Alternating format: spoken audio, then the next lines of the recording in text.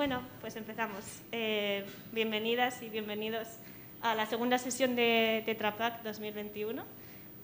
Bueno, esta vez la segunda sesión le corresponde a Tamara García Iglesias. Como ya sabéis, Tetra Pak 2021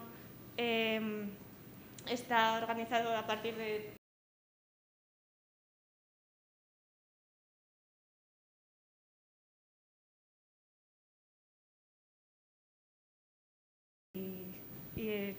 Y perdón, es el Caste Clic-Clac y Tetra Pak están organizados por el Servicio de Juventud del Ayuntamiento de Vitoria. Y bueno. Pues nada, como bien ha dicho Sara, tenemos hoy como invitada a Tamara García Iglesias. Nos va a hablar sobre, entre otras cosas, sobre cómo se ha tratado de atrapar lo ausente o la ausencia de algo, o lo ausente, vamos a dejarlo en lo ausente, en la imagen y en el cine. Y bueno, no nos vamos a extender mucho más. Recordaros que la semana que viene tendremos a Javier Berasaluce el próximo domingo, y para inscribíos al mismo correo que en esta ocasión. Y nada, nos alegrará volveros a ver. Sí, muchas gracias por venir y que lo disfrutéis. Vale, es que recasco. ¿Ya puedo? ¿Sí? Ah, vale, guay. Bueno, muchas gracias por venir, estoy sonriendo. Pero estoy muy contenta de que haya gente que se despierte los domingos para hablar de arte, así que estoy súper contenta de que estéis aquí. Estoy muy contenta que me hayan invitado a dar esta pequeña charla. Siempre cada vez que doy una charla, siempre comienzo con lo mismo, que me podéis interrumpir cuando queráis, que no hace falta que sea una pregunta, puede ser un comentario, una reflexión, lo que os apetezca, de hacer posible de lo que estamos hablando, no de otras cosas. Que lo que voy a contaros tiene que ver con una reflexión íntima, es decir, que no es verdad. Siempre parto de esta premisa cuando se habla de arte o cuando se habla de cine. Lo que yo os voy a proponer es una reflexión sobre algo sobre lo que vengo reflexionando, pero eso no significa que yo esté diciendo algo que es cierto de per se, ¿vale? Creo que eso es algo que me gusta comenzar así siempre las conferencias, porque parece que uno se coloca de este lado y lo tiene todo clarísimo, y no es así, sino que esto es un work in progress a nivel de pensamiento. Es decir, yo mi aspiración única de venir aquí a hablar con vosotros es que algo de lo que yo he ido pensando este tiempo, estos años, os sirva a vosotros a nivel o personal o artístico, o simplemente para pensar de otra forma algunas imágenes. Pero eso no significa que yo la tenga clara o lo tenga claro, ¿vale? Bueno, cuando se me invitó para venir, yo estaba inmersa en la creación de una película para X Films, para el Festival de Punto de Vista de Navarra, que se llama Etxemiñá, que es así como la nostalgia de casa, que es una palabra muy específica en euskera, que especifica echar de menos algo concreto, que es el hogar, ¿vale? Y mi trabajo, no me había dado cuenta hasta hace muy poquito, no he sido muy constante a nivel de trabajo personal, porque he tenido que mechar con mis trabajos alimenticios, pero sí que he desarrollado distintos trabajos, y con el tiempo me he dado cuenta que todo se basa o han tenido una línea que tienen que ver con retratar aquello que está ausente, ¿vale? Entonces, es algo que yo estaba preparando para esta peli, que me vino muy bien para contar esta película y que ahora os traslado a vosotros, ¿vale? Lo que vamos a hacer es, yo os voy a ir proponiendo imágenes en base a la conferencia, ¿vale? Cualquier cosa, lo que os he dicho, me interrumpís, me decís, lo que sea, ¿vale? Y tened un poco de paciencia porque, o sea, no soy lenta, pero... ¿vale?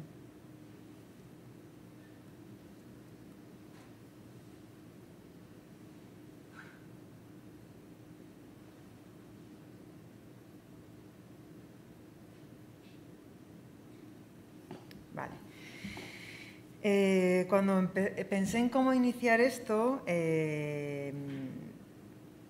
pensé en esta pintura, que es una pintura de principios del siglo XV, que está situada en esta capilla, que es una pequeña capilla que hay en Florencia, que se llama Brancacci, que tiene distintos motivos, pero en concreto yo os quería que vieseis primero el lugar donde está la pintura, ¿vale? Que es una pequeña capilla en el frontal, y la pintura en concreto es esta, que se llama San Pedro cura a los enfermos con su sombra, ¿vale? Es una pintura realizada por Masaccio en lo que nosotros ahora denominamos Quattrocento italiano, y es una pintura sobre la que yo basé una película que inicié en el 2017 que se llama El cuerpo de la mujer sin sombra. Esta película es sobre una fotógrafa argentina muy importante en la historia fotográfica argentina, que se llama Alicia D'Amico, pero a pesar de ser una de las fotógrafas más interesantes e importantes argentinas, que creó una editorial exclusivamente, la primera editorial sudamericana de fotografías, siempre estuvo a la sombra de la que entonces fue su pareja, que era Sara Facio, que también es muy buena fotógrafa argentina. Y, por ejemplo, aunque el Reina Sofía tiene obra suya, el mes de junio iniciamos una exposición en la que ella está, en la que es la primera exposición en la que se va a ver obra de ella, ¿vale?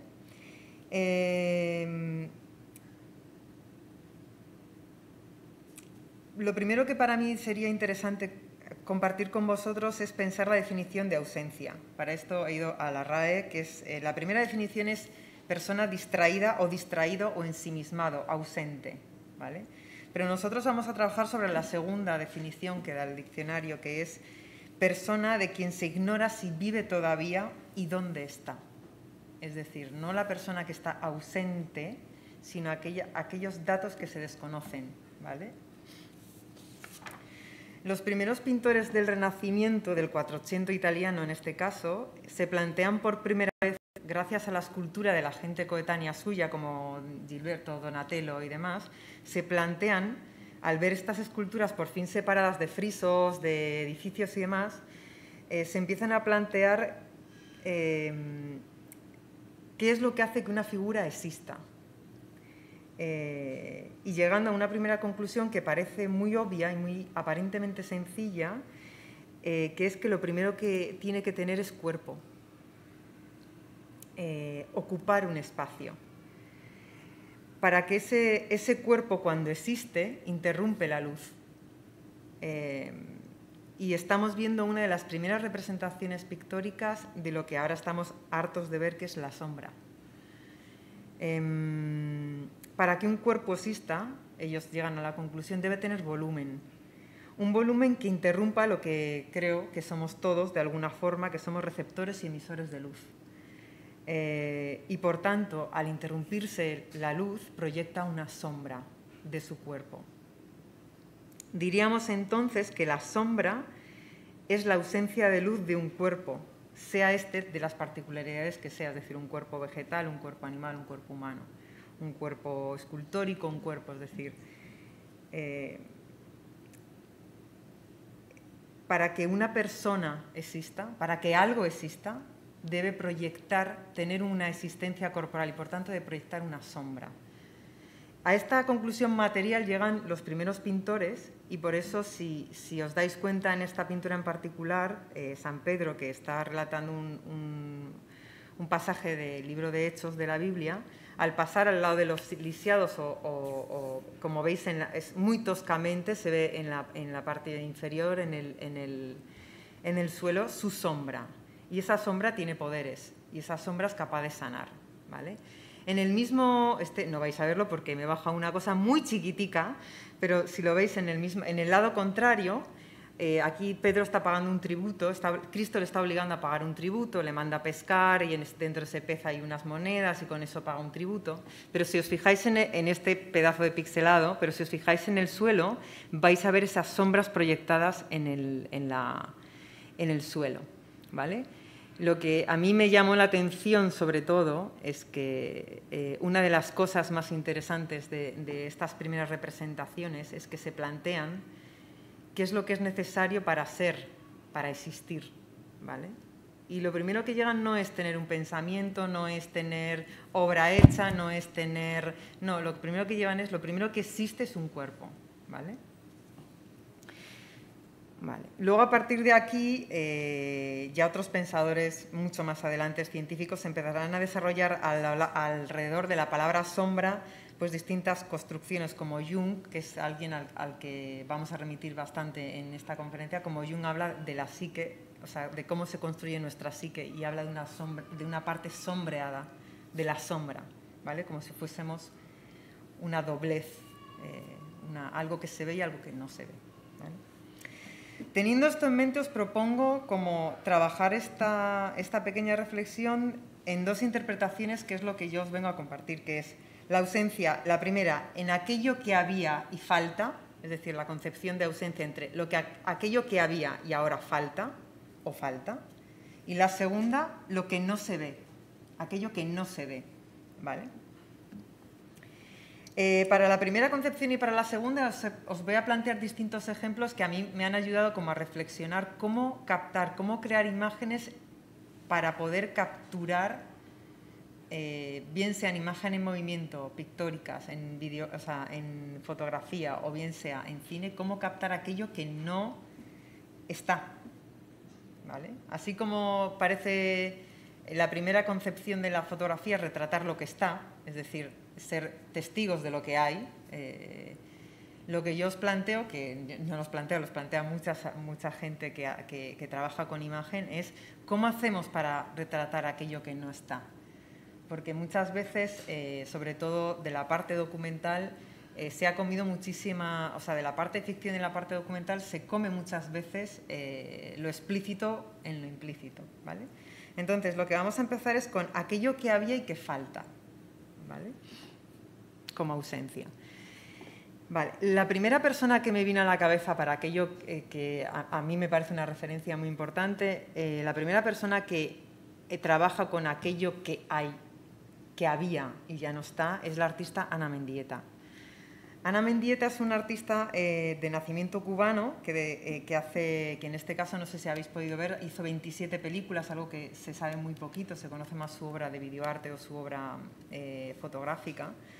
Pero hizo 27 películas que desarrollan una obra dedicada a la silueta, que es lo que vamos a ver con ella. Es decir, es una artista que de pequeña fue enviada fuera de Cuba. Debido a eso desarrolla como un fuerte desarraigo, y que es mucho lo que se ve en sus obras, ¿no? Os voy a poner, lo primero, antes de hablar de cómo ella retrata la ausencia, cómo ella intenta retratar la ausencia, os voy a poner un trocito, porque es muy difícil de ver sus pelis, pero he encontrado una selección, un popurrí de sus pelis, y voy a poneros un trocito de una de sus películas, ¿vale?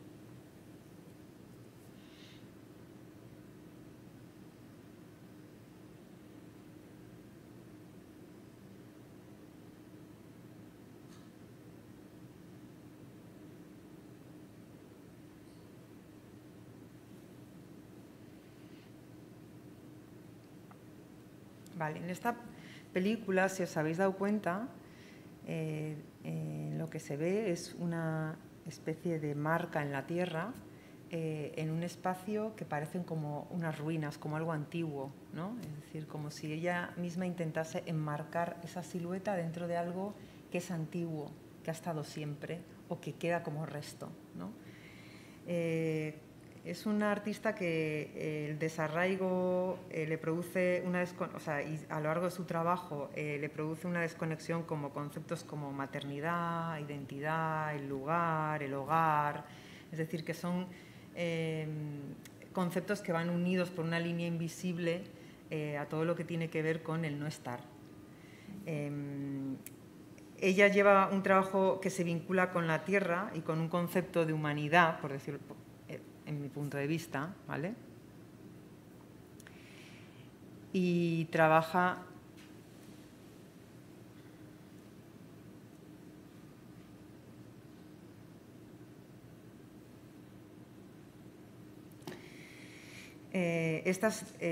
hizo una serie que se llamaba Siluetas, que es una mezcla entre land art y body art, en el que este retorno a la tierra se convierte como en un retorno a algo más maternal.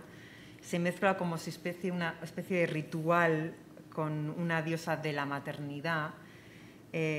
Así en muchas obras introduce sangre, plumas, rocas, fuego, como si fuese algo muy, como una cuestión muy ritualística, como si a través de esto que está haciendo consiguiese conectarse o aparecer en donde ella se ve ausente. Diríamos que entonces ella trabaja con su imagen, retrata el no lugar, el no estar, ¿no? Y la asocia lejanamente al no ser, es decir, aquello que está ausente no es. Ahí retomábamos otra vez esa aparente sencillez de los renacentistas que decían lo primero que se necesita para existir es un cuerpo. Mucha gente visiona a Ana Mendieta como que el arte que convirtió el arte como una especie de terapia, de intentar como solucionar un dolor o un daño, ¿no? Para mí es más un diálogo continuo, hasta diría una discusión con ella continua, en la cual intenta de una forma hasta violenta introducirse dentro de los ciclos naturales de la Tierra, es decir, de decir existo, aunque no estoy presente, existo. Y en este trabajo particularmente de siluetas, como podéis ver, en la que ella, en esta por ejemplo se ve su cuerpo nacido, en esto sería más una cuestión de la fertilidad, de la diosa maternal, siempre en una cuestión como muy terráquea, sus siluetas con los brazos, ese rastro rojizo que nos recuerda a la sangre, que parece que es una silueta construida con una arena volcánica en la cual tiene también ese rojo que nos hace recordar a la cuestión sanguínea, y esos dibujos parecen algo rituales, como si fuera un ritual privado, ¿vale? Aquí este es un frame de una de sus películas en la que ella respira fuertemente y las piedras se levantan y se agachan, se levantan y se agachan, no, se levantan y se contraen, como si ella pudiese respirarse en la tierra. Esta quizás es la más evidente como silueta. Esta trabaja lo mismo, dentro de la gama de siluetas es la que hay una parte en la que se traduce más a esta parte que os digo yo de ritualística, de la diosa, de la maternidad, de la fertilidad y qué sé yo. Y también utiliza cuestiones más de construcción, esto también es el frame de una de sus películas, de construcción, de ver algo que le recuerda, es decir, de tener algo en mente y de encontrar en la naturaleza un reflejo parecido a lo que ella está haciendo de forma de construcción, ¿no? Lo que podemos discernir entonces en cómo retratar la ausencia es a través del contorno, es decir, de la silueta, de lo que le rodea, ¿no? Eso es lo que podríamos encontrar, o es una de las reflexiones en las que nos introduce Ana Mendieta. ¿Cómo podemos estar sin estar? Bueno, con nuestro contorno, ¿vale? que ella, lo digo, ella trabaja sobre todo a través del cuerpo y de aquello que ha dejado como la marca, la huella, ¿vale? en el espacio, ¿no? Vale. Esto en cuanto... Os recuerdo que estamos en aquello que había y que falta, ¿vale? Como primer trabajo hemos recorrido a Ana Mendieta, y como segundo ejemplo os voy a poner a una de las artistas más guays, o sea, que más me gustan, que es Sarah Jones. Sarah Jones es una artista joven de inglesa. Trabaja para mí con dos formas de ausencia, que es la huella y la narración suspendida. Este es un concepto que luego en cine para mí se desarrolla en algo que es la conclusión de la charla de hoy. Vamos a ir viendo lo que ella plantea. Vamos a ver fotografías de dos series. Una del 98 que se llama The Dining Room, como si fuese el saloncito o el living o el lugar del salón, ¿vale?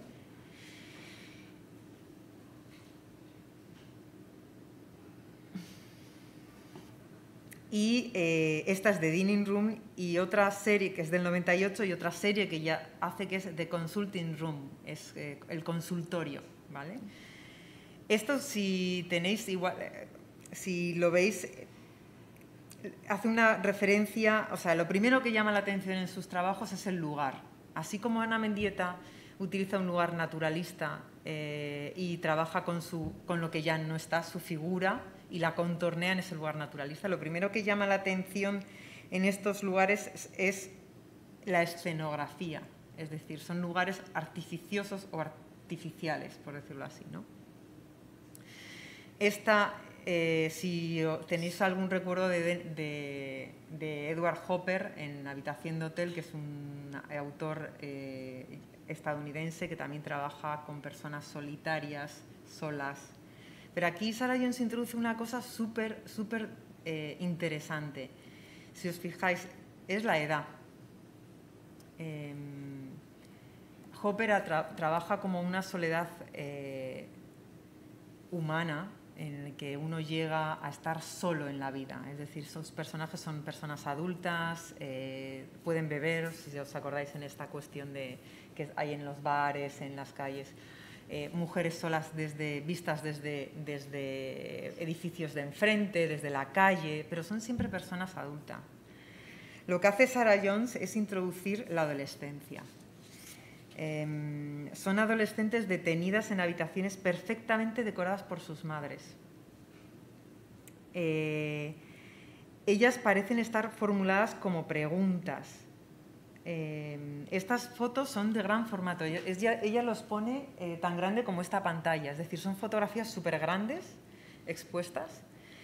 Están, como podéis ver, nítidamente iluminadas, son digitales, mudas, ordenadas, tienen un color como súper plano, súper perfecto, o sea, es decir, no hay nada sombrío, nada se esconde, todo parece expuesto. Y todo parece como tranquilo, no hay ninguna acción, no hay nada como... Están detenidas, posando. Pero ellas no sonríen, que es algo que se asocia mucho a la adolescencia, esa cosa de la no preocupación, el divertimento. Y parecen estar aburridas o tristes. Y esta cosa de exponer todo claramente, de visionar todo claramente, de colocar colores claramente, es lo que yo llamo narración suspendida. Es decir, la edad esconde como parecen productos de una clase social que esperan repetir lo heredado. Por eso son tan cargadas. Aquí hay un tocador, que es algo como no muy adolescente, un tocador con sus espejos, una habitación roja, un exterior como también muy tocado digitalmente. Entonces, lo que ella plantea es suspender la narración, es decir, no decirte qué es lo que pasa, no contarte de ninguna de las formas y sin embargo te está contando el devenir de una clase social, en mi modo de ver. ¿Cómo lo hace? Para mí, escondiendo la tragedia. Es decir, ella lo expone todo, lo ilumina perfectamente, hace la foto digitalmente, te pone todo increíblemente perfecto, iluminado correctamente, y sin embargo te coloca una mujer adolescente mirando a cámara directamente a nosotros. Es decir, este personaje tiene el tamaño nuestro en sus exposiciones, este personaje es de tu tamaño, ¿vale? Te mira directamente a tu altura y se queda así, tranquila, triste, mirando. Para mí, lo que está planteando aquí con esta no narratividad, es decir, no hay ninguna acción, no hay nada que parezca que hagan, esconde el sinsentido. Es decir, lo que nos está proponiendo es una ausencia como una narrativa suspendida, como esconder, como no explicitar narrativamente, no verbalizar narrativamente lo que le pasa, ¿vale? Esto es algo que, por ejemplo, luego puede agarrar de distintas fuentes, pero, por ejemplo, una de las dos películas que para mí tienen que ver con esto y son anteriores, o sea, son posteriores, es El picnic de Hagin Rock, que no sé si la habéis visto, de Peter Weir, que son 8 adolescentes que se van a pasar un picnic a unas rocas y de repente empiezan a desaparecer. No pasa nada, solo que empiezan a desaparecer. Tú no sabes cómo, es una especie de falso documental, tú no sabes cómo, y las mujeres jóvenes que son de esta edad empiezan a desaparecer de ese lugar, como si ese lugar pudiese hacernos desaparecer sin dejar huella, ¿vale? Y ese sin dejar huella, sin dejar rastro, es lo que te pone nerviosa en la peli. Pero alguien dirá qué ha pasado, pero se sabrá qué ha pasado, pero dirán, se dirá porque que es un lugar mágico, es de ciencia ficción la peli. No es de ciencia ficción. Entonces, ¿qué es? Suspende la narratividad y solo te muestra hasta que desaparece, ¿vale? Es una versión de lo que luego agarraría mucho más tarde Sofía Coppola en Las vírgenes suicidas, es decir, unir a varias adolescentes en una casa y aquí sí con narratividad, aquí sí con una trama, desarrollar una afección. ¿Por qué estas mujeres no son? ¿Por qué estas adolescentes no son felices? ¿Por qué miran a cámara así? ¿Por qué te interrogan así? ¿Vale? Esto es de Dining Room. Y luego hay una de las obras más bonitas que ya tiene, que es esta, Consulting Room. Son fotografías de los divanes de psicoanálisis de varias consultas de Londres, justo en el momento en que el paciente o la paciente se va de la consulta. Si podéis ver en estas fotografías, hay una gran parte de la fotografía que está vacía, en la parte superior, y en los divanes hay una pequeña marca o huella de lo que sería el cuerpo que ha estado. Y con el título de Consulting Room, es decir, y con la explicación de que son divanes de psicoanalistas en las cuales acaba de ir la persona que estaba, de repente este vacío que hay es llenado, imaginativamente. También son fotografías de grandes formatos, como si esa cama tuviese una escala como un diván nuestro, y de repente tú, aunque no ves a la persona ahí tumbada, aunque no ves a la persona contando su vida o sus problemas, la ves. Ves todo el espacio ese que ha dejado, cómo lo va llenando con su historia, cómo lo va llenando de una narratividad que nosotros no estamos viendo ni escuchando. Y sin embargo, esa pequeña huella en el diván y el título de la obra, de Consulting Room, ya te hace todo una especie de composición de lo que se puede llegar a decir ahí dentro. Y sin embargo no escuchamos, no vemos, no oímos nada. Es decir, algo que estaba ahí ya se ha ido, pero nosotros lo vemos, lo sentimos, hasta podemos imaginar qué puede llegar a contar, qué se cuenta en un diván. Es decir, lo que ella plantea es qué resto deja la historia. ¿Qué restos dejan la historia? Es decir, si vosotros os planteaseis contar algo y os dijesen como única norma, vale, pero no se tiene que escuchar, no se tiene que saber, o no se tiene que ver, se puede escuchar pero no se puede ver. O si nos pusiésemos dogmáticos a lo dogma de Lars von Trier y dicen, vale, vais a contar una historia pero no se puede escuchar. Lo que Sarah Jones introduce con esta obra en particular es toda una serie de trabajos que ya había planteado con The Dining Room y después con las siguientes planteará. Es cuando justo se termina la historia, si esa historia desaparece o se queda permeabilizada en ese lugar. Si el espacio, así como el espacio en Ana Mendieta le sirve de decorado, así como Sarah Jones hace toda una escenificación perfecta, controla todo, que todo esté perfecto, si el espacio puede llegar a contener algo dicho, pero que ya no está. ¿Vale? Bueno, esto es una de las fotografías que quiero que se os quede en la cabeza, que es una de sus jardines. Ella hace estas fotografías nocturnas a los jardines de clase media, de la clase media inglesa en Londres. Y quiero que la penséis de cara a lo que hemos visto, o sea, las adolescentes en una casa heredada y las consultas de psicoanálisis vacías. ¿Vale? Vale. La siguiente propuesta que os hago para aquello que falta y no se ve son unas artistas españolas que también me gustan mucho y lo vais a entender perfectamente. ¿Vale? Son Cabello y Canciller. Son dos artistas madrileñas, bueno, una es parisina y otra es madrileña. Uy, que son difíciles de conseguir sus fotografías. ¿Vale? Estas imágenes forman parte de una serie que ellas llamaron Utopía. Utopía, como bien sabéis, es algo que parece futuro, que no existe. Ellas lo plantean como algo que acaba de pasar. Entonces, lo que plantean son espacios en los que, en esta particularmente, que es un pub, que es un bar, que acaba de terminar la fiesta, esa es la mañana siguiente.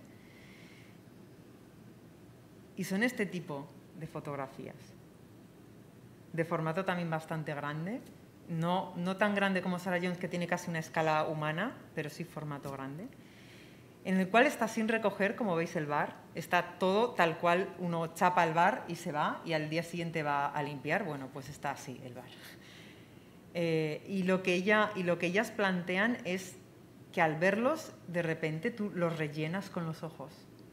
Es decir, tú te das cuenta que en esta, por ejemplo, puedes ver a una persona apoyada en esa barra, puedes ver a dos personas en esas mesitas charlando a los gritos porque la música está muy alta. Puedes escuchar la música y son lugares vacíos y silentes. Es decir, que enganchando con lo anterior, con Sarah Jones, la narratividad es casi ausente, porque las conversaciones de bar siempre son de una determinada... Bueno, esto igual es un poco perjuicioso, pero siempre pueden ir versadas de una determinada forma. Pero tú lo que puedes ver aquí es el sonido. Y no hay. Y es el día siguiente. Y tú eres capaz de escuchar la música, las personas, el olor, y no hay nada. Es decir, todas estas, aquí una parte muy interesante son estas, en las cuales son piscinas que vacían y las fotografían vacías, en las cuales una piscina sin agua es un poco como un lugar absurdo, es decir, algo que le da significado a la piscina es el agua. Si tú le quitas el agua, le quitas el significado. Ellas trabajan siempre con este juego de quitar el significado y esperar a ver qué pasa en los lugares, ¿vale?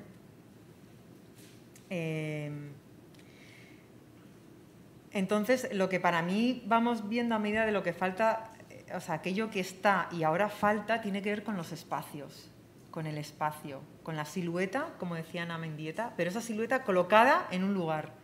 y que esa silueta de alguna forma ha dejado una marca, una huella, algo que le da un significado que no sabes muy bien qué quiere decir. Tampoco es importante qué quiere decir, pero sabes que hay algo que está significando aquello que está ausente.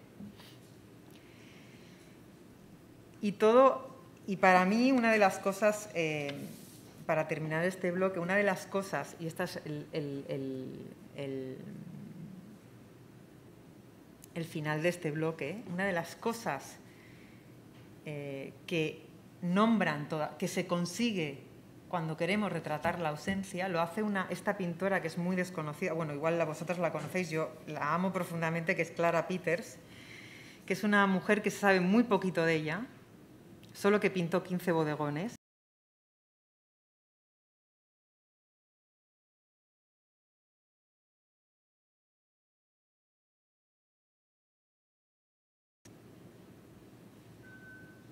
¿Vale?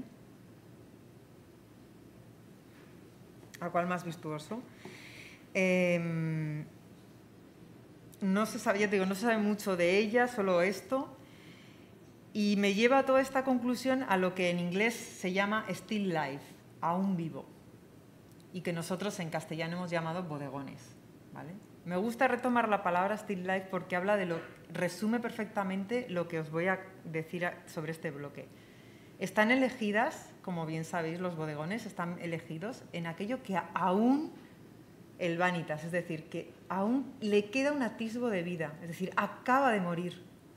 En estos momentos estamos viendo cosas que están frescas. Ella virtuosamente trabaja con que todo parezca perfecto, súper nítido, es decir, que esté todavía vivo, como si fuese una fotógrafa, como en la foto que os he enseñado de las rosas de Sarah Jones, como si fuese justo antes de morir, ella retrata.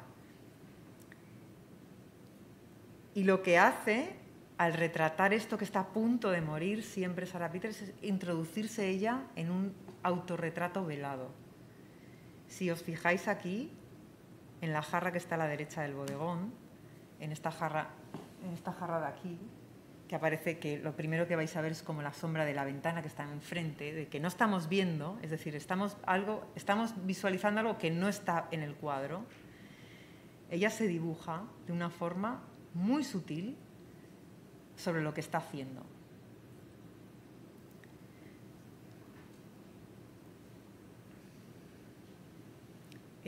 Aquí veis lo mismo, es decir, ella trabaja siempre con algo muy delicado, con algo que tiene que ver con el hambre, con tener ganas de comer, con algo que se está a punto, o sea, que dentro de 3 días esto ya no es fresco. Y se le conoce sobre todo, aquí tenéis, se le conoce sobre todo por esto. Igual esta no es Clara Peters, este es un Meléndez, que es un autor español que también hace bodegones, que se le conoce sobre todo por pintar peces.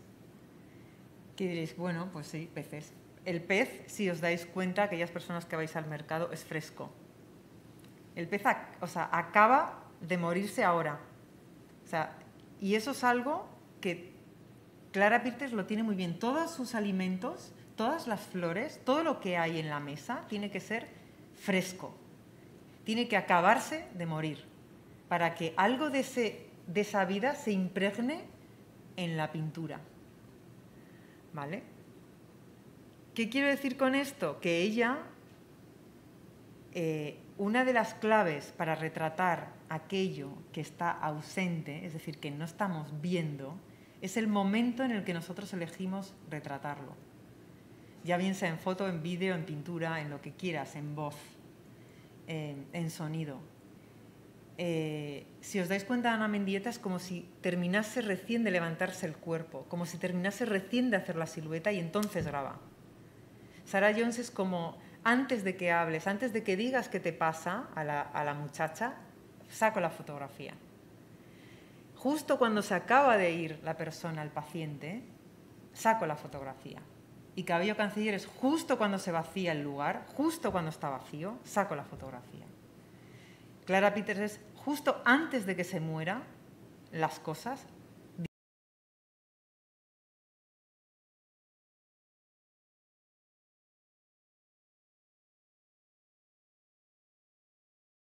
de alguna forma. Quiero introducirme en aquello que estoy haciendo, como Ana Mendieta, como las personas que fotografían y estamos viendo desde fuera. Ella lo introduce de forma muy sutil en el reflejo de alguno de sus cristales o metales, y en esta, que es una de las cosas más conocidas, con su clara firma sobre uno de los cuchillos. No hace la firma en un lado indicando que lo ha hecho ella. No, se introduce dentro de la pintura y en la pintura escondida se firma. ¿Vale? Entonces, en aquello que estaba y ya falta, una de las cosas más importantes, aparte de la silueta, la huella, palabras como la silueta, la huella, tiene que ver con el tiempo, con el momento en el que uno decide retratar. Es decir, si nosotros queremos retratar algo que está ausente, es siempre el momento, hay que elegir el momento. Bien sea en vídeo, en foto, hay que elegir el momento. Vale. Este es el primer bloque que os hablaba acerca de lo que había y ya no hay. O sea, es lo que hay y ahora nos falta. Para pasar al siguiente, que tiene que ver con lo que no se ve, que es mucho más cinematográfico, por las distintas técnicas, como a caballo entre una cosa y la otra, os voy a proponer a un autor que para mí es absolutamente cinematográfico, como este hay muchos, no hay muchos, hay solamente uno. Pero es una de los creadores que a mí más me interesan a nivel cinematográfico.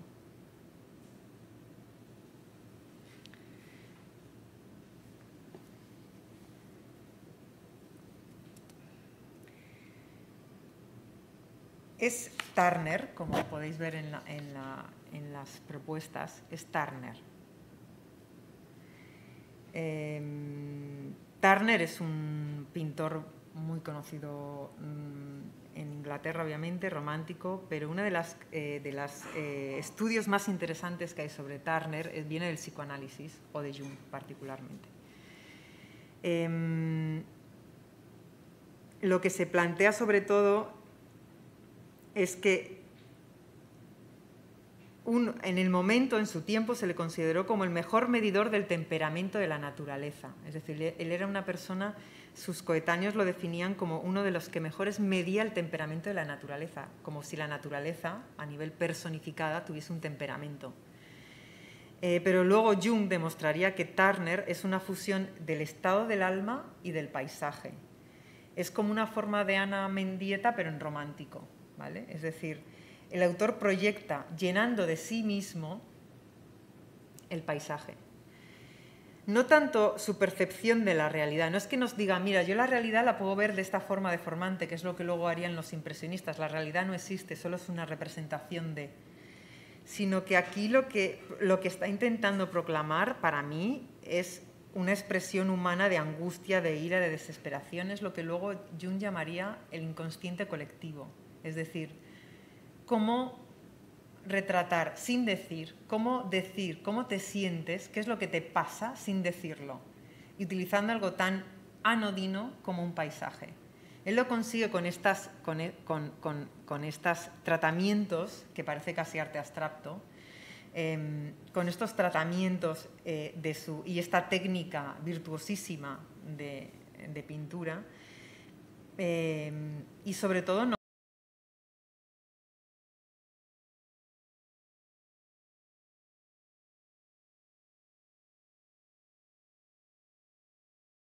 me acuerdo cómo es el nombre, pero es hundimiento de un barco.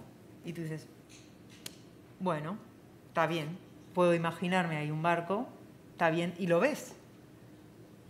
Pero lo que ves sobre todo es la angustia del hundimiento, más que el barco. Entonces, él lo que trabaja es con elaborar emocionalmente la pintura, nombrarla para que tú veas algo que no hay casi. Porque si tú te das cuenta, lo máximo que podemos ver es que parece un barco de vapor.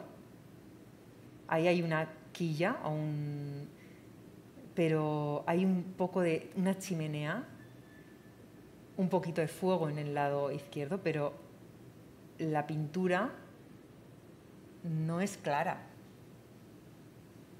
Entonces, entre lo que falta y ya no está y lo que no se ve, para mí está Turner, ¿vale? Turner es una persona muy No se sabe si consciente o inconsciente, pero lo que sí se sabe es una persona muy clara en la intención de lo que está haciendo. ¿Vale? Bueno, para lo que no se ve,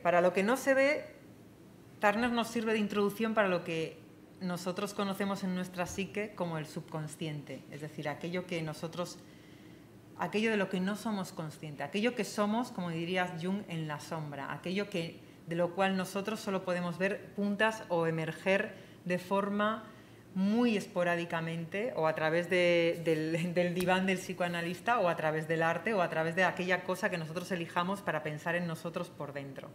¿Vale? Para mí, una de las personas que trabaja el subconsciente más interesantes en el cine es la cineasta Maya Deren. Maya Deren, aparte que se le considera como la madre del cine underground, lo significativo de lo que ella hace en el cine es sobre todo que hace de bisagra entre el arte plástica y el cine, por eso la coloco en el ahora.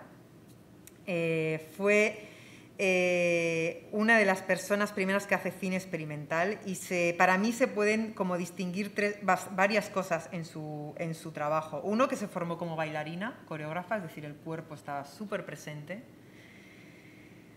Otro, que del psicoanálisis junguiano, es decir, de los sueños, de aquello que no funciona como en la realidad exactamente, que no tiene una especie de correlatividad narrativa con la realidad, no funciona con aquello que nosotros llamamos realidad. Y luego también que trabajó con un compañero emocional toda la vida, que es Alexander Hamid, que fue su marido, ¿no? Lo más interesante, os voy a poner un trocito de esta, que es una de mis pelis preferidas de ella, que graba en Haití y está hecho sobre un trabajo de investigación sobre vudú, Haití, y demás.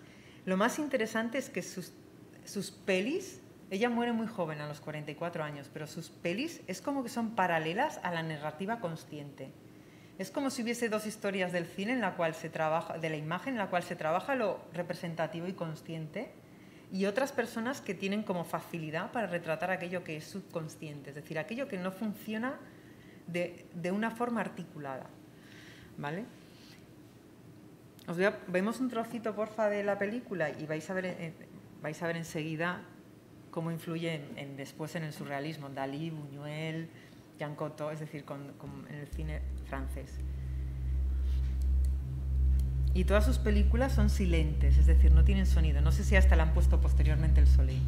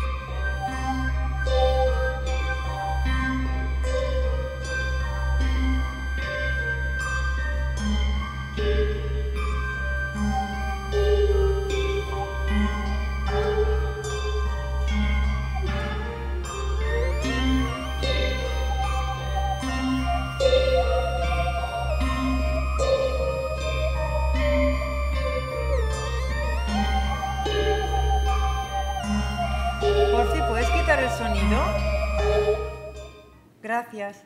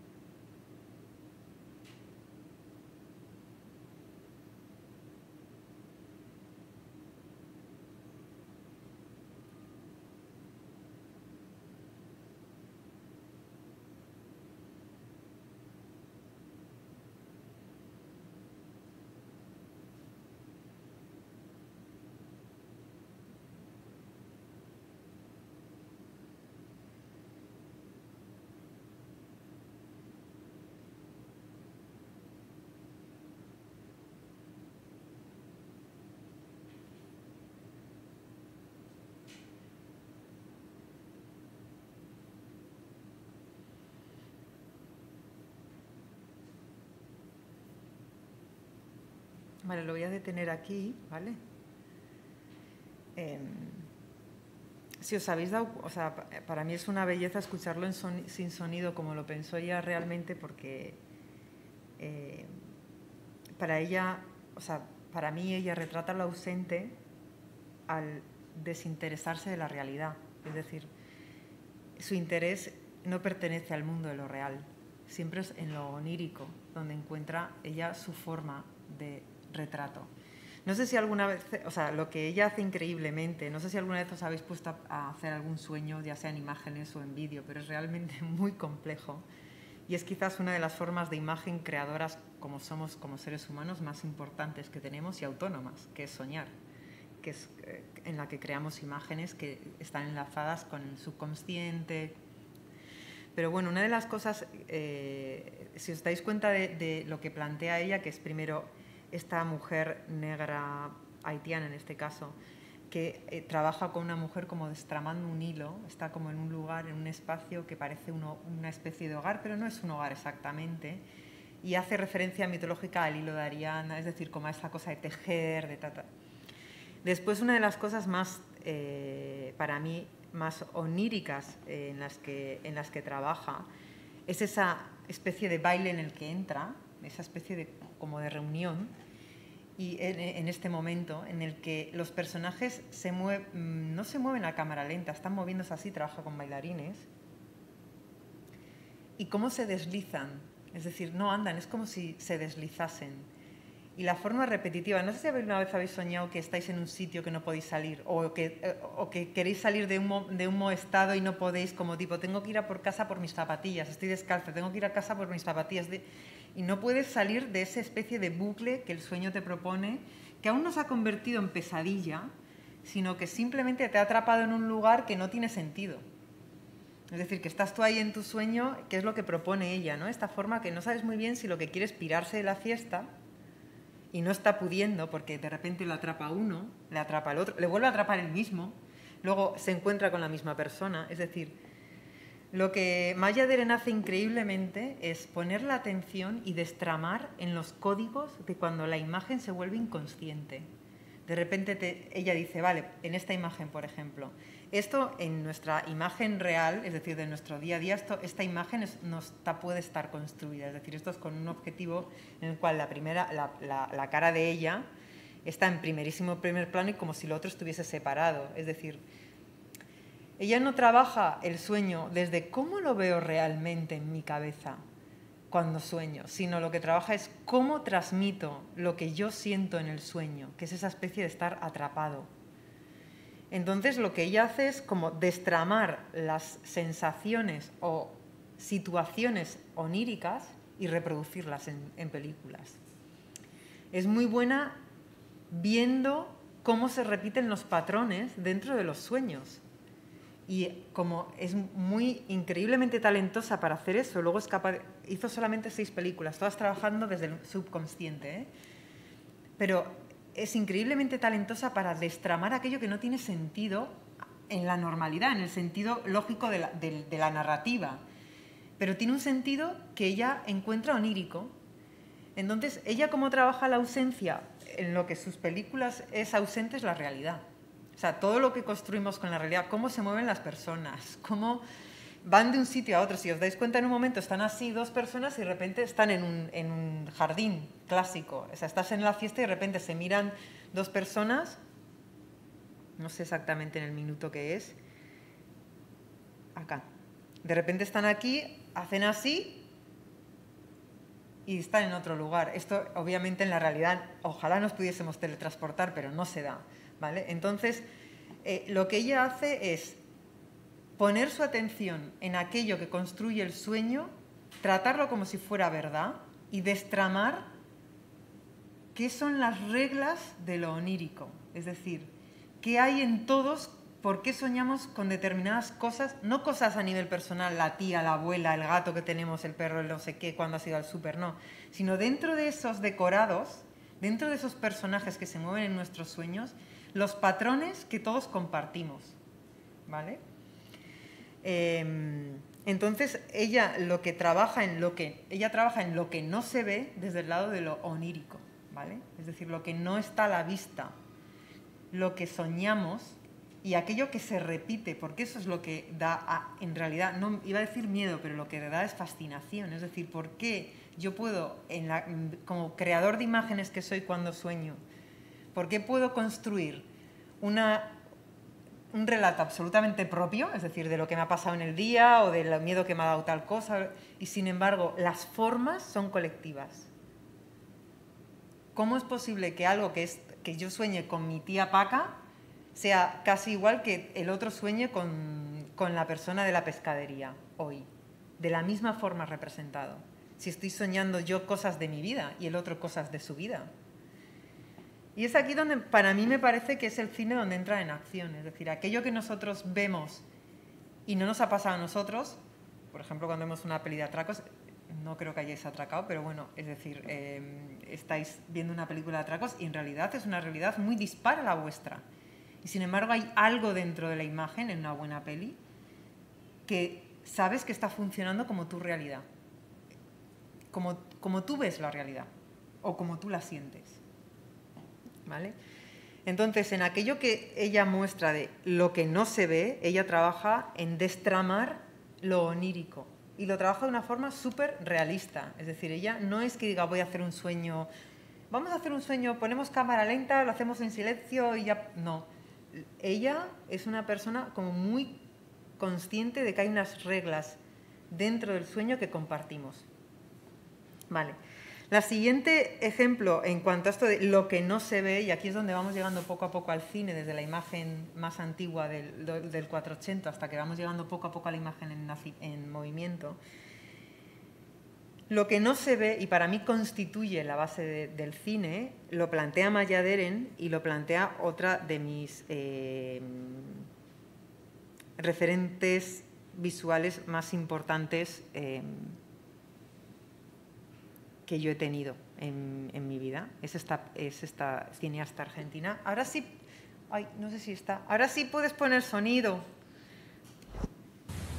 Gracias. Que es Lucrecia Martel. Ese es el principio de una de sus películas del 2001, La Ciénaga, que es un pueblecito de Salta, de una región del interior de Argentina.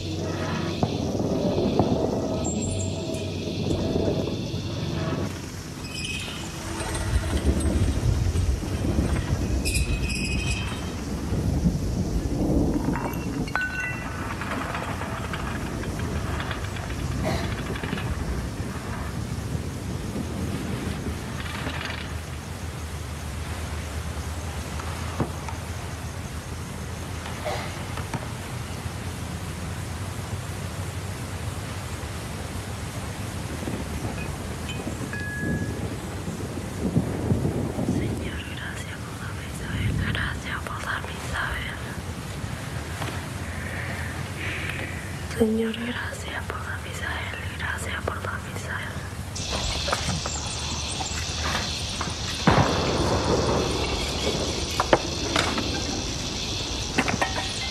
¿Con quién está Joaquín en el cerro?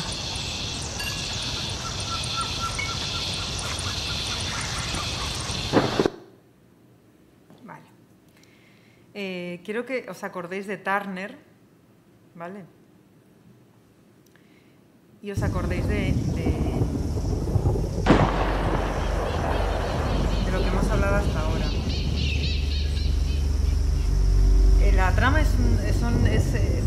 familias argentinas del interior de Argentina, que sería aquí como, pues igual, 2 familias de un pueblecito de Cuenca, ¿sabes?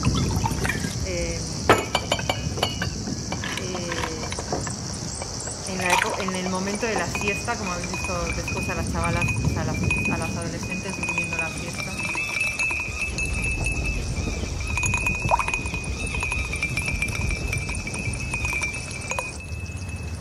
Y lo que estamos, no sé si estáis viendo, estamos en los primeros 2 minutos de la peli. Ya has notado que hay una humedad de la pera. Que igual están bebiendo un poquito por demás. Que no se mueven muy bien como personas reales, bien sea por el encuadre, que están todos sin cabeza al principio, como van arrastrando las sillas por el pavimento. Un encuadre que es cuadrado, como si estuviesen encerrados, no es panorámico.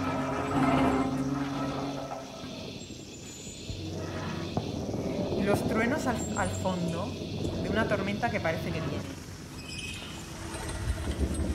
Esto que casi todo el mundo que ha dormido siestas en pueblos lo puede reconocer, esa cosa del momento previo a la tormenta, la pesadez del calor y demás. ¿Por qué os pongo esto después de Maya Deren y de todo lo que hemos visto en el apartado de lo que no se ve? Porque para mí una de las cosas que constituyen la ausencia en el cine es el ambiente. El ambiente es una de las cosas más complejas de conseguir en cine, porque se trabaja con lo que no se ve, con lo que no se dice y con lo que solo se intuye. Es decir, tú estás en el minuto 2 de la película y sabes ya que es verano, porque están todos en bañador, que están bebiendo un poco por demás, esa forma del vino y de cómo mueve la copa así. En algún momento después de la película, ella, Graciela Borges, se pasea por la piscina diciendo hielito, hielito, hielito, hielito, hielito, hielito.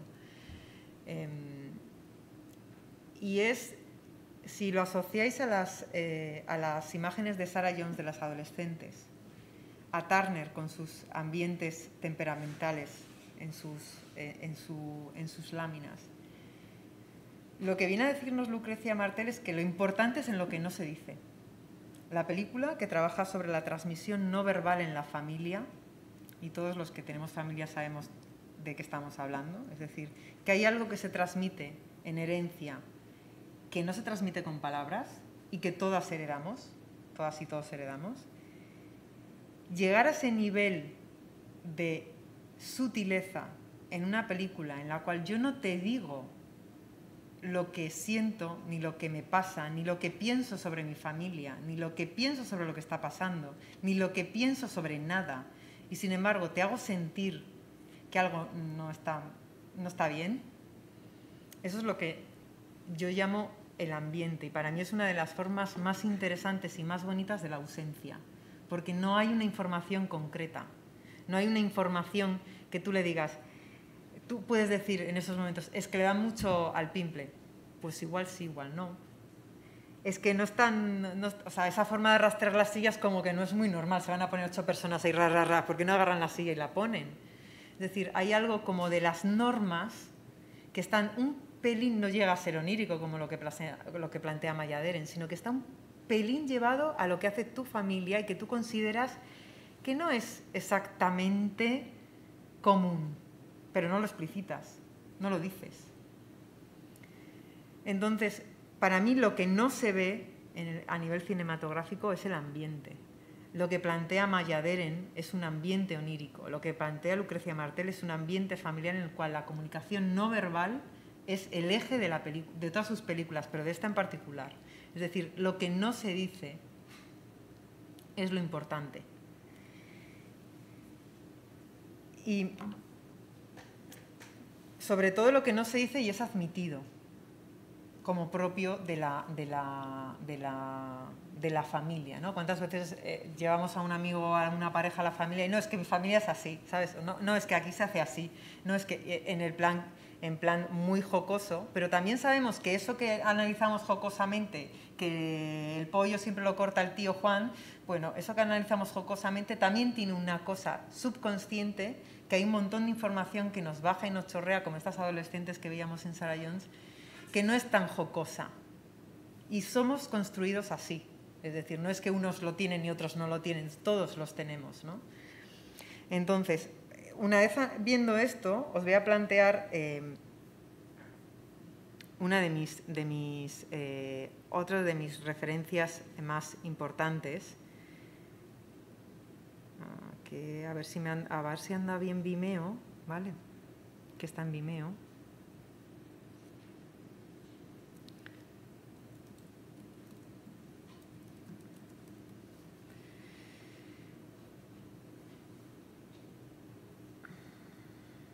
Acá está. No, acá no, este no es. Bueno, Chantal Akerman con 25 años hace una película que fue increíble, que se llama Jane Dielman, no sé si la habéis podido ver, es una película de 4 horas larguísima sobre una mujer que no sale de su casa, que ejerce la prostitución. A ver.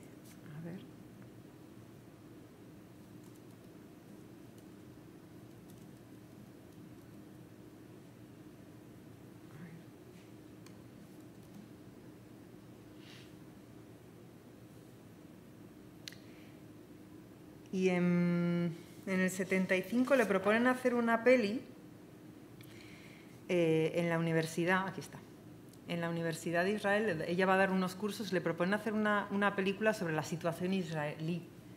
Y ella se niega, dice que eso no hace. Que ella va a hacer una peli, pero que eso no. Entonces hace Lea Bast, que es esta película. Si en su primera peli que ella hace, que es Jane Dielman, que la hace en el 75 y que gana Cannes, y que es el vacío existencial, el vacío absoluto existencial de una ama de casa, que es lo que luego Betty Friedan llamaría el malestar que no tiene nombre, esa cosa feminista en el cual se desarrolla emocionalmente algo que no sabemos muy bien qué es, no es una depresión, no es una enfermedad clara, no es aburrimiento, no es esa cosa, malestar que no tiene nombre, ¿no? Y lo que ella plantea, en vez de esta película sobre el Estado israelí, que es algo absolutamente político, para mí esta película es súper política, pero quiero decir que es algo absolutamente externo a nivel narrativo, es hacer un retrato intimista desde la habitación del apartamento que le han prestado en Tel Aviv, ¿vale? Son 2 minutos y toda la película es esto que estáis viendo, ¿vale? I have a few anchors, and sometimes I let them go, or they let me go, and I drift. That's most of the time. Sometimes I hang on for a few days, minutes, seconds. Then I let go again. I can hardly look, I can hardly hear. Semi-blind, semi-deaf, I float. Sometimes I sink, but not quite. Sometimes a detail brings me back to the surface, and I start floating again. I feel so disconnected that I can't even have a house with bread, butter, coffee, milk, toilet paper. And when I buy some, I feel like it's an heroic act. Basically, I don't know how to live or go anywhere. When I take the bus, it's a state of heroism too. And this all has to do with that. With Israel or not Israel. Of course, not real Israel. With an Israel where all of a sudden I would belong. But I know that's also a mirage. Something in me has been damaged. My relationship with the real, with daily life. How do you make a life in a non-rarefied air? It starts with bread in the house, a minimum of order, a minimum of life. And besides all that, I lose everything. My keys, my glasses, my notes, my sister, and almost my mother. My notes on Israel too, because after months of non-reflection, but reflection nonetheless, I finally accepted Xavier's offer and I started to take some notes. I lost my notes in Spain. A big blue and white checkered notebook. I either left this big notebook at the movies, that was the first time I had gone in months, and I went with my niece, otherwise I would have stayed in bed at the hotel. I either lost the notes at the movies or at the fast food place we went to before the movies. Vale.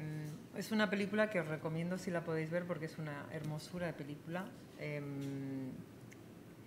¿Por qué os planteo esta película en estos momentos?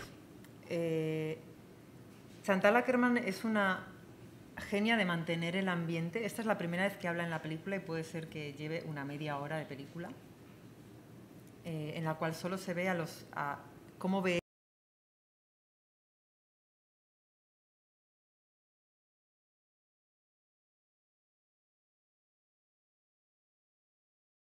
tal, ¿vale? Y lo que ella plantea es que su cuerpo esté ausente, tal como planteaba Ana Mendieta, tal como plantea Sarah Jones en sus divanes, tal como que su cuerpo está ausente, pero ¿qué es lo que le hace presente? Su voz.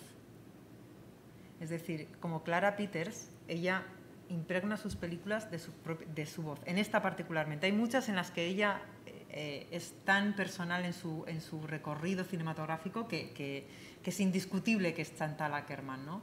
Pero más allá del estilo, es decir, lo que elige, cómo lo cuenta. Pero en esta particularmente, su forma de estar en Israel es con la voz, no con su cuerpo, no con otra cosa, con fotos suyas, no, con la voz. Una de las formas de representar la ausencia es con la voz, con el sonido. ¿Por qué? Porque estamos acostumbrados a ver. Y tú aquí estás viendo a una mujer, más o menos puedes echarle hasta la edad, sabes que fuma porque tiene una voz muy ronca. Pero sobre todo lo que te está mostrando, no sé si habéis sido capaces de leer o en este contexto quizás no es fácil, pero os está mostrando una forma a lo Maya Deren de cómo construir una voz que tiene que ver con la subjetividad. Y es que ella, Anchors, and sometimes I let them go. I would belong. de repente parece que nos va a hablar de lo que piensa sobre Israel, que es algo como muy importante. Dice, he dicho que sí al encargo que me propone Xavier, entonces empiezo a tomar notas. Y de repente dice, estás como escuchando y dices, y en un cuaderno que es azul con anillas, que me dejo en un cine, pero que era...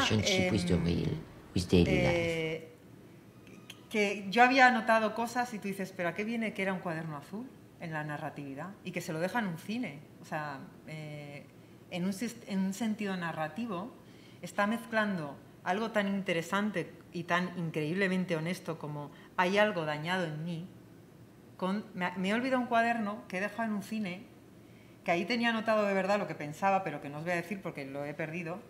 Entonces, lo que está haciendo es una voz en off que no está construyendo sobre algo que ella piensa, cree, y te está diciendo políticamente cómo se posiciona. Lo que te está diciendo es una voz de cómo pensamos normalmente, o sea, está trasladando, así como Maya Deren hace un trabajo exquisito en determinar cómo se construye un sueño a nivel de imagen, ella hace un trabajo exquisito en determinar cómo pensamos. Nosotros nunca, bueno, no sé, nunca no, hay gente que sí, pero nosotros normalmente cuando pensamos derivamos entre lo pequeño y lo abstracto, lo cotidiano, inservible, como que el cuaderno era azul con anillas, hasta hay algo dañado en mí, hasta metes a una persona, le voy a decir que sí a Xavier, pero en realidad, ¿cómo se construye una casa? Se construye una casa cuando hay pan, cuando hay... es decir, lo que ella elabora es una voz que tiene que ver mucho con la inconsciencia. Es decir, con no elaborar un discurso en voz en off en la cual la tengas clara. ¿Qué es lo que consigue de esta forma? Lo que hace Clara Peters de Vanitas. Es decir, en el momento mismo en el que tú construyes el discurso y lo construyes de una forma hilada, política me refiero a lógica, construcción y demás. En ese mismo momento, eso ya no pasa a ser una voz en off de un pensamiento, eso pasa a ser otra cosa.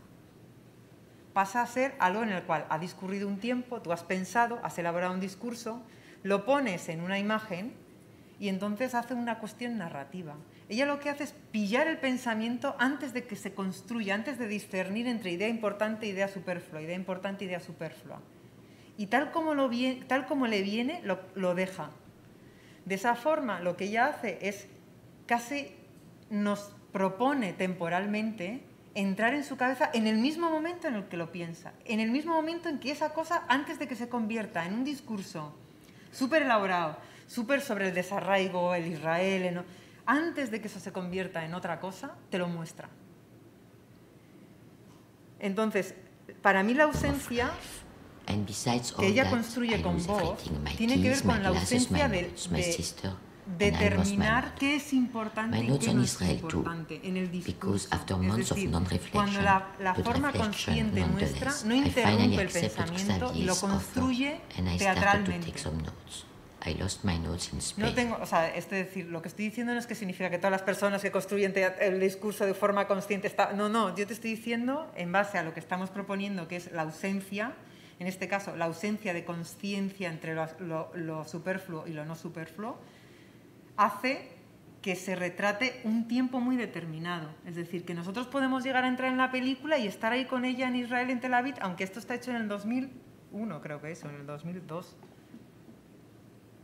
¿Y eso qué es lo que nos permite? Pues como Clara Peters, congelar el tiempo y mantenerlo vivo. Huir de la teatralidad, de lo representado. Es decir, lo que nos permite la no elaboración del discurso es un tiempo, un retrato de un tiempo concreto. Es decir, un retrato de en estos momentos. No de lo que luego hemos pensado y nos dimos cuenta, que es otra forma de narrar, ¿eh? Es decir, no es que yo esté diciendo, no, es que esa forma está mal y esta forma está bien, ni mucho menos. Yo estoy estamos intentando destramar las pautas para poder retratar la ausencia en una imagen. No que otra cosa que se hace está mal hecha o bien hecha, sino las pautas, así como Maya Deren destrama qué pautas hay en un sueño, nosotros estamos intentando destramar de forma muy humilde qué es lo que hace en una imagen que exista la ausencia. Es decir, que seamos capaces de retratar aquello que no se ve, aquello que no está. ¿Vale?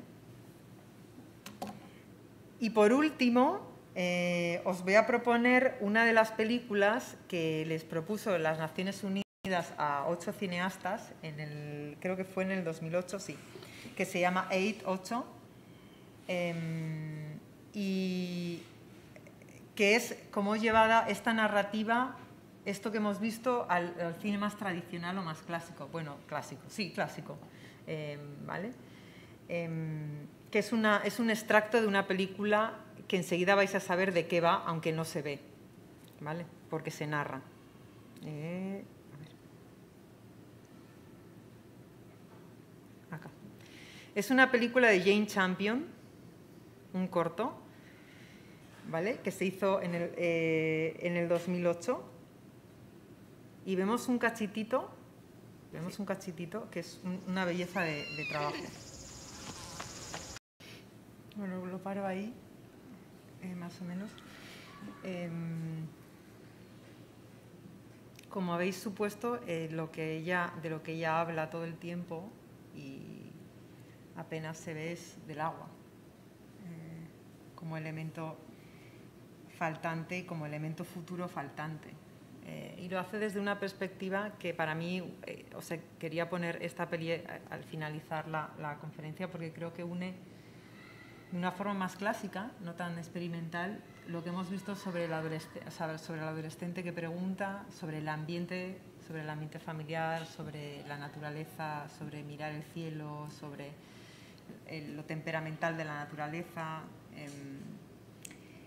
Para mí, sobre todo, así como Chantal Akerman introduce el discurso sin estar elaborado para que nosotros podamos ver este momento, lo que hace la ficción en este caso Jane Campion, es utilizar esta cosa del no decir exactamente directamente a los niños, ¿no? Esta cosa de la comunicación no verbal, el no decir exactamente políticamente falta agua, ¿qué vamos a hacer?, sino trasladarlo como una familia concreta, en un lugar concreto, en un paisaje concreto, en una situación concreta. Y lo narrativiza sin mostrar directamente una construcción política, sino simplemente son pequeñas imágenes, pequeños diálogos atrapados como en una casa con un niño. No hay nada muy elaborado a nivel de conversación, porque en realidad de las cosas importantes no se habla muchas veces, ¿no? Entonces, para mí una de las cosas que lo que no se ve en esta película, que sería la parte de la ausencia que estamos viendo como ejemplo final, es aquello que ha desaparecido.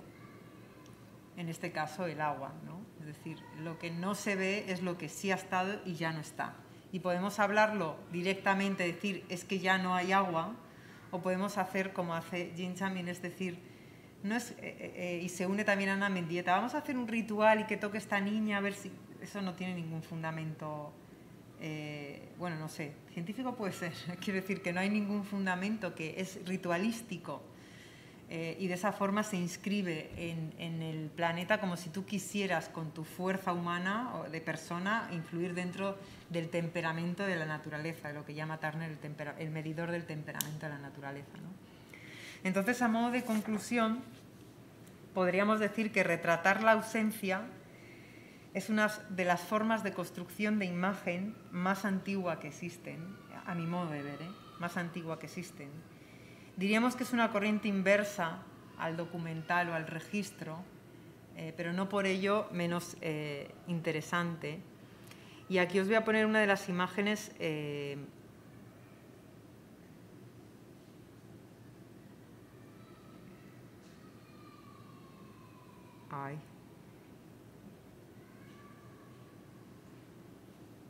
acá está. Una de las imágenes que para mí me hizo plantearos esta conferencia y también la película de la que os hablaba Echemiñá al principio, ¿no? Y es aquello que existe y no existe, es decir, aquello que nosotros estamos constituidos por una dualidad de lo que vemos y de lo que no vemos, de lo que existe y de lo que no existe, de lo que es y de lo que no es. Y es muy interesante plantear el registro de obra o aquello que a nosotros nos interesa a nivel personal o humano desde destramar aquello que está ausente, es decir, que no es evidente. Por eso diríamos que trabajar desde el otro lado, desde lo ausente, desde lo onírico, desde lo sin sentido, desde lo no construido, desde lo que parece que falta pero parece que no, pero como lo digo si no hay palabras, ese malestar que no tiene palabras que decía Betty Friedan, ¿no? Esa cosa que no podemos nombrar pero que todo el mundo entendemos. Sería, por decirlo así, para mí el cine siempre se ha basado en la nostalgia y sería hablar de dos nostalgias distintas, ¿no? La primera sabe lo que echa de menos, aquello que falta y ya no existe, sabe exactamente lo que echa de menos, y la otra parte no sabe exactamente lo que echa de menos, no lo nombra.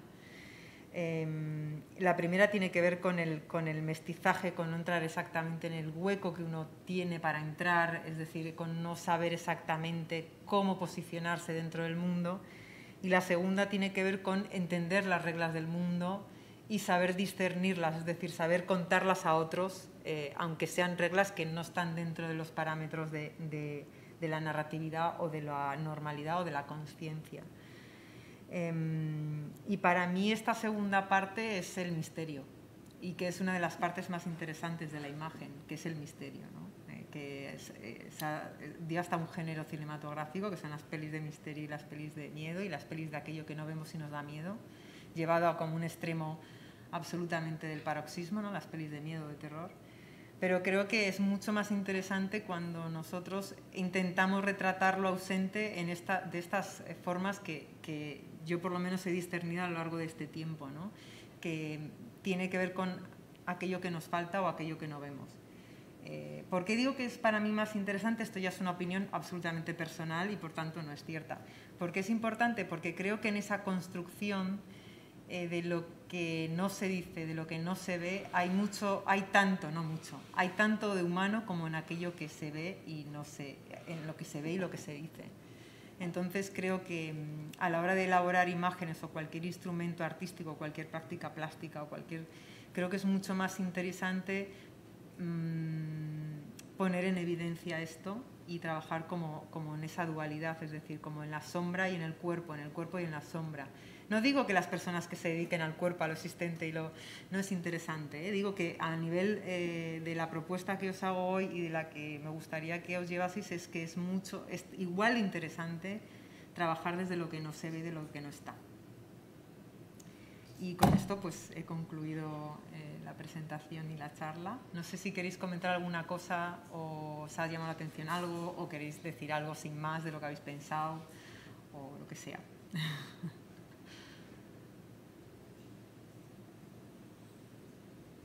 ¿No? Bueno, yo estoy súper contenta y súper agradecida, que muchas gracias, que me lo paso muy bien elaborando la conferencia y que muchísimas gracias por escucharme, que habéis sido súper majos y buenos y callados.